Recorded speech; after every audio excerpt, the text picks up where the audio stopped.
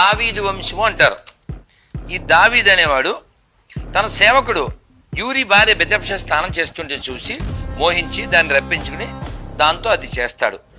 దావీదు పాపం చెయ్యకముందే దేవుడు దావీదుని నువ్వు నా హృదయాంతరుడువు అని అన్నారు. తర్వాత దావీదు పాపం చేశాడు. దేవుడు దావీదుని నువ్వు పాపం చేశావు అని చెప్పి దావీదుకి శిక్ష విధించారు. దావీదు కూడా తన పాపాన్ని ఒప్పుకుని శిక్షను అనుభవించాడు. మళ్ళీ ఎప్పుడు కూడా పాపం చేయలేదు. దావీదు ఒక మనిషి, ఇది మట్టి గుర్తుపెట్టుకోండి. ఎందుకనంటే హిందూ గ్రంథాల్లో దేవుళ్ళు అని చెప్పుకుంటున్న వాళ్ళు పక్కోడు భార్యని ఎత్తుకుపోయి పక్కోడు భార్యతో ఎన్ని పాపాలు చేశారో ఈరోజు ఇళ్ళకలేక నోటు మాటలు కాకుండా గ్రంథాల ఆధారంగా తెలియజేస్తాను.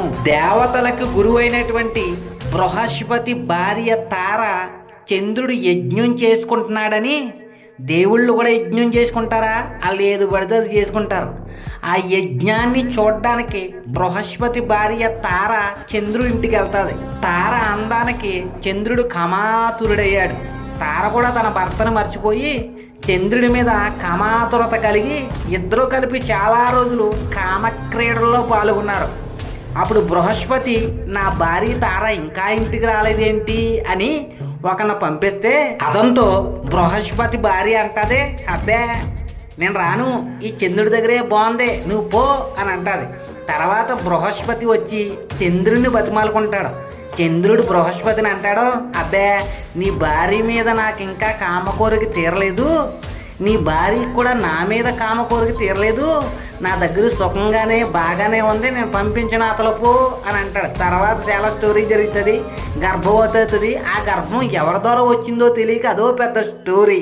ఇది దేవుళ్ళు చేసేటువంటి పాపిష్టి పనులు. మీ దేవుళ్ళు చేసిన పాపాల గురించి చెప్పకుండా బైబిల్లో మనుషులు చేసిన పాపాల గురించి చెప్తున్నారు ఈ అంధకార అజ్ఞాన భక్తులు. కాబట్టి ప్రియ స్నేహితులారా, బైబిల్లో మనుషులే పాపం చేశారు, కానీ హిందూ గ్రంథాల్లో దేవుళ్ళు అని చెప్పుకుంటున్న వాళ్ళు మహాఘోరమైన పాపాలు చేశారు.